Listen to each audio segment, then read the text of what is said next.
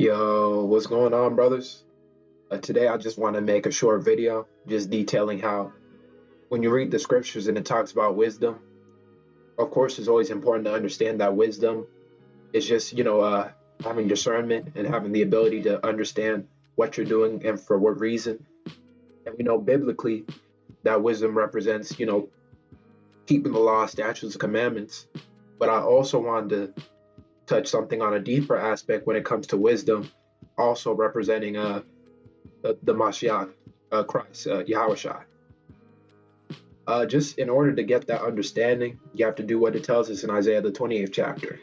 I believe it's the 10th verse. It mentions how you have to break down precept upon precept, line upon line, here a little and there a little. That's how you get to understand the scriptures, and that's what we're going to do today. And also, I believe it's in the book of Psalms, but also in Hebrews, the 10th chapter, it mentions how Christ came in the volume of the books.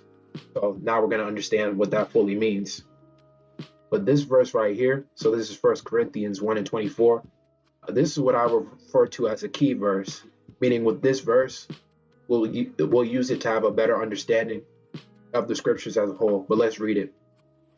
Unto them which are called both Jews and Greeks, Christ, the power of God and the wisdom of God.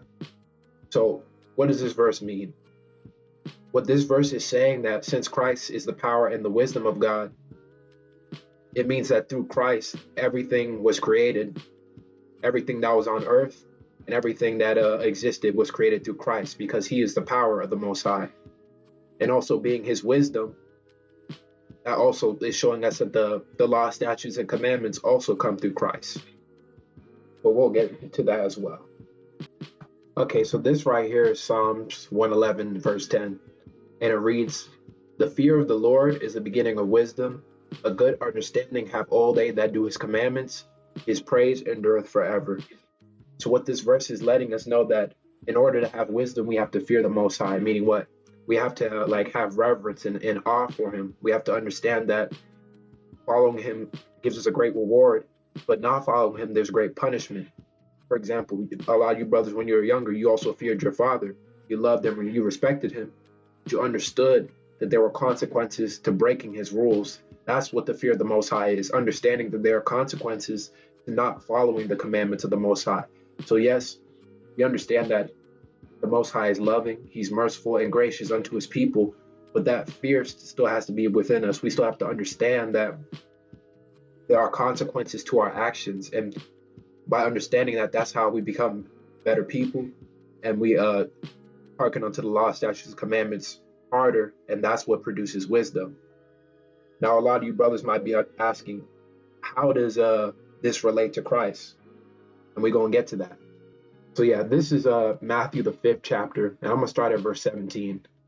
"Think not that I come to destroy the law or the prophets. I am not come to destroy, but to fulfill.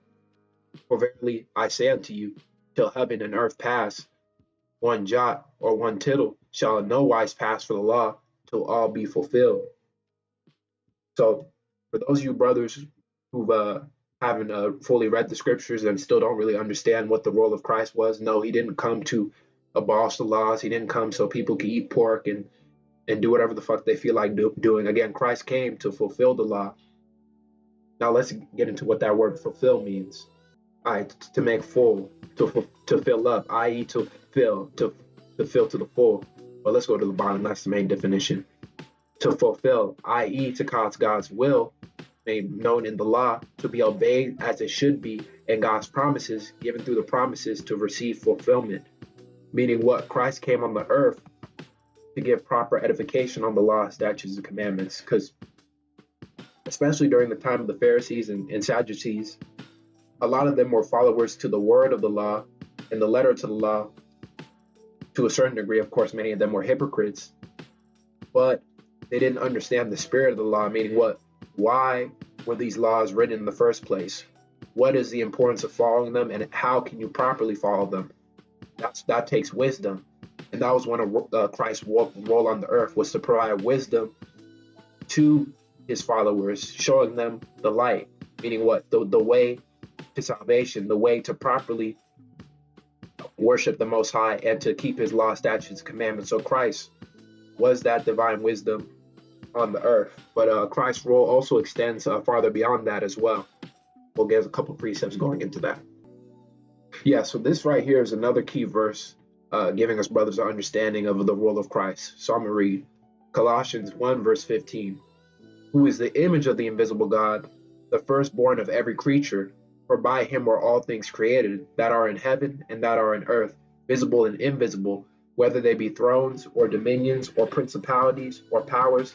All things were created by him and for him.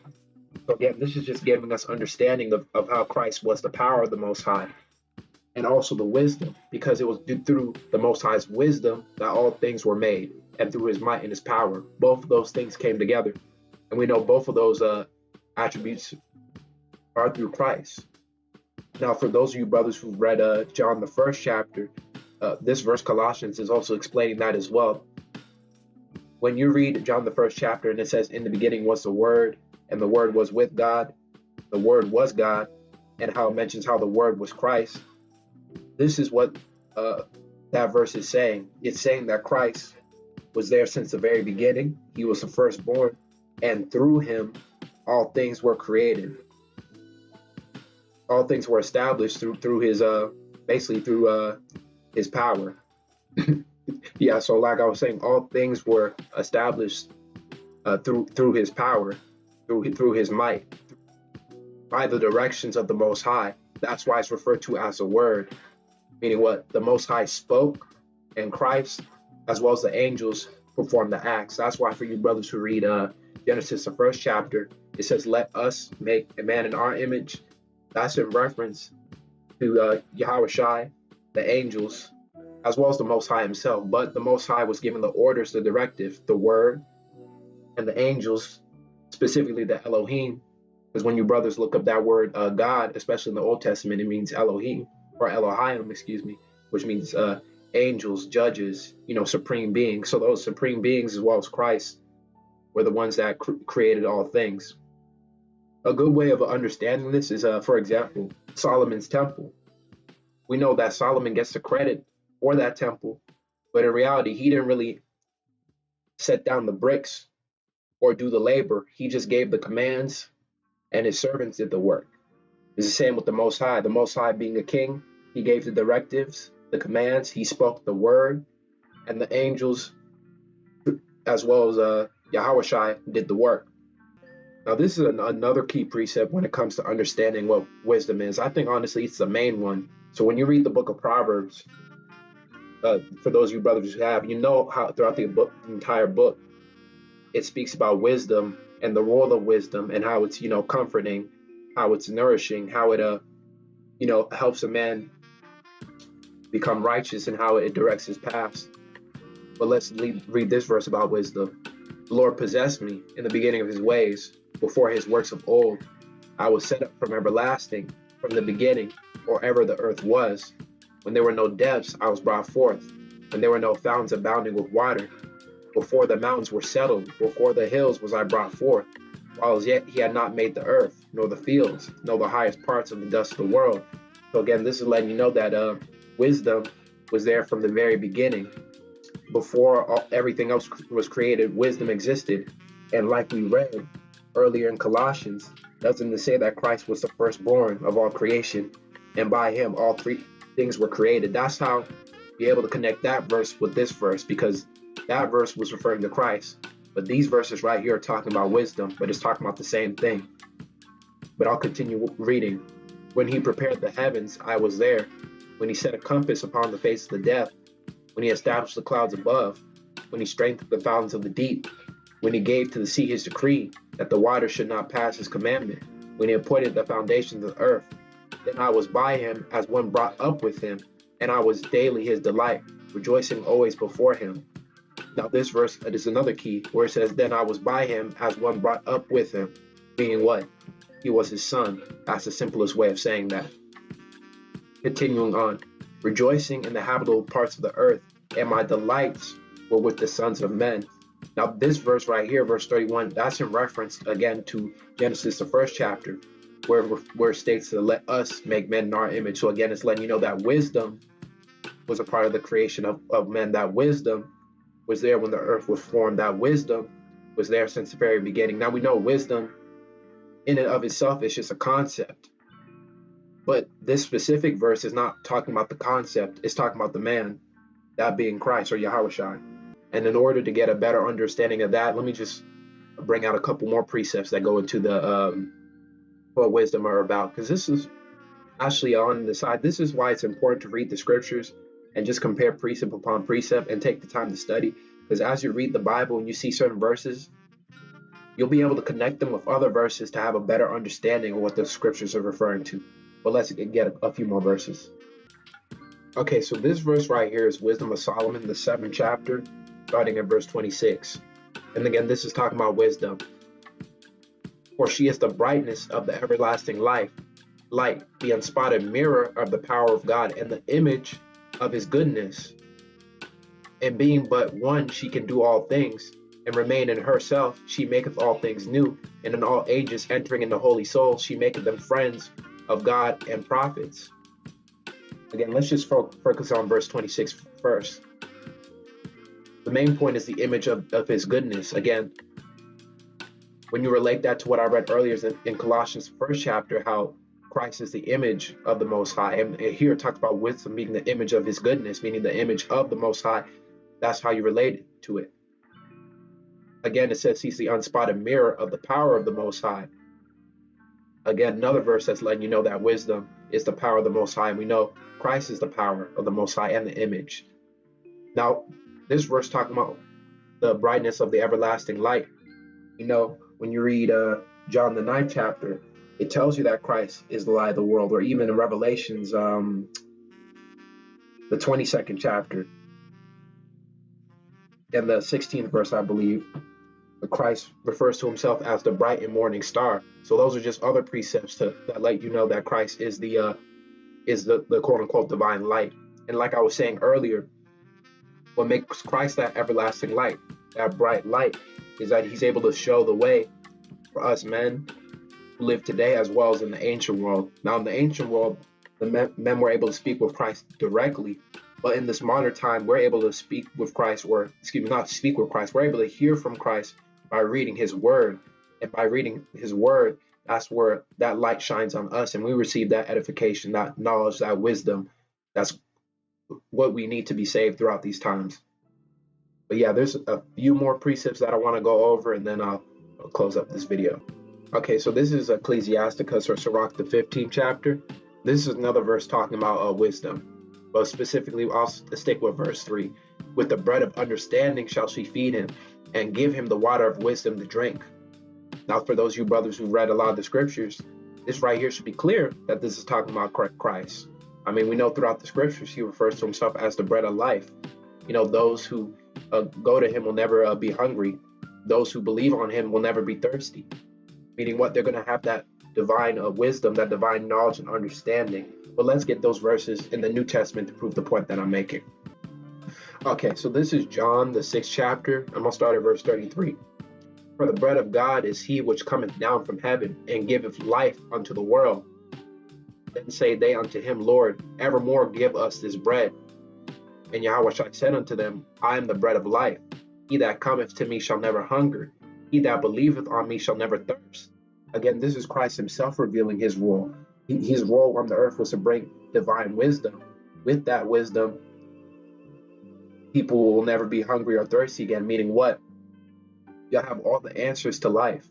Through the wisdom of Christ, that being the scriptures, you're not going to be unsatisfied anymore. You're not going to have questions anymore to what's going on around you. You're going to understand fully not only the times you're in, you're going to understand what type of person you are, where you're going, and you're going to be given access to the law, statutes, commandments, which are going to help reform you, make you become a better or more righteous person in the eyes of the Lord. Because by following the law, statutes, commandments, that's how we clean ourselves, and through the faith. Of course, we understand that since we're currently in the flesh, we're always going to fall short. So it's just important to keep the laws and the understanding to the best of our abilities until that time where our flesh is no more, and we're given those incorruptible spiritual bodies. Now, I know a lot of you brothers, even with the verses that I've shown you today, might still be asking questions or might still be like, oh, brother, I don't see what you're talking about, because in the scriptures, wisdom is called a woman and Christ is not a woman. Well, brothers, you have to understand it's a simile, it's a metaphor. And the reason why wisdom is likened unto a woman is because wisdom is nourishing, it's comforting. That's the role of wisdom. That's why even for example, the pagans, if you ever done research on the mother goddess like Isis, they'll have the image of her and the child sucking on her breast, because that child was receiving divine knowledge. Now we know that's the left-hand path and that's wicked, but I'm just using that as an example to show why in the scriptures wisdom is likened unto a woman, because as a child, when you're sucking on your mother's breast, that's how you're nourished. As a man, when you're reading the scriptures and when you're getting that wisdom through Christ, that's how you're nourished. And again, I'll just get a couple other precepts to show that wisdom isn't the only thing that's referred to as woman or even Christ. Even the Most High, there are certain similes and metaphors where he refers to himself not as a woman, but uses a woman to compare his role as a comforter. Okay, this right here is Isaiah the 66th chapter. I'll start at verse 12. For thus saith the Lord, behold, I'll extend peace to her like a river, and the glory of the Gentiles like a flowing stream. Then shall he suck. He shall be borne upon her sides and be dandled upon her knees. Now this verse in Isaiah the 66th chapter, this has to deal with after Christ comes on the earth and establishes the kingdom. When it's talking about the glory of the Gentiles, it's talking about their wealth and their riches. And to get a better understanding of that, you can read Revelations the 21st chapter, where it mentions how all the riches and spoils of all the other nations will be given to the elect. During this time period, we're going to be rulers of the entire earth. But let me continue on to the next verse to get the key point. As one whom his mother comforted, so will I comfort you, and you shall be comforted in Jerusalem. Again, this is the Most High, using the analogy of a mother who comforts her son, so how he will comfort us. And again, this is why wisdom is referred to as a woman, because it's comforting. So just because the analogy of wisdom being a woman, that doesn't mean it cannot be Christ at the end of the day, because we understand that Christ, again, like I read earlier in 1 Corinthians, is both the power and the wisdom of the Most High. Meaning what? Again, he was the one, through him, that all things on the earth were created. They were created by him and for him. That's why when he comes back on the earth, he's going to reign forevermore, because it was always his role to be king over the earth. And now those of us who are of the hopeful elect, we're going to be ruling with him, not on an equal plane with him, but we're going to inherit that rulership as well, being a high priest of the Most High. Okay, so this is going to be the last verse that I touch on that also goes on to how the Lord is likened unto a mother. So this is 2nd Ezra, the 1st chapter, starting at verse 28. Thus saith the Almighty Lord, have not I prayed you as a father his sons, as a mother her daughters, and a nurse her young babes, that you would be my people, and I should be your God, that you be my children, and I should be your father. I gathered you together as a hen gathers her chickens under her wings. But now, what shall I do unto you? I will cast you out from my face. Now again, these are other verses that compare the role of the father to being a nurturer and a nourisher, not like a mother. But again, even he himself lets you know that he is the father. So he has the spirit of a man. This doesn't mean that, for those of you brothers who get confused, this doesn't mean that the Most High is both masculine and feminine, because that's a left-hand pagan doctrine. That's the Baphomet. That's Osiris or Horus or whatever you want to call it. That doesn't have to do with the Most High. The Most High is a man. He even says in Exodus the 15th chapter, I believe, he's a man of war, and it lets us know in the scriptures that we as men were created in the image of him. And he gave specifically the man, that being Adam, the breath of life, meaning the Holy Spirit. What came with the Holy Spirit was that wisdom, meaning what? The understanding of the law, statutes, and commandments. And that wisdom was Christ, because we understand that Christ, through him, all things were created that were on the earth and outside the earth as well. So that's why Christ is the wisdom of the Most High. and the power of the Most High, like it states in 1 Corinthians, the first chapter. But yeah, that's just going to conclude this video, brothers. Y'all have a great rest of your day.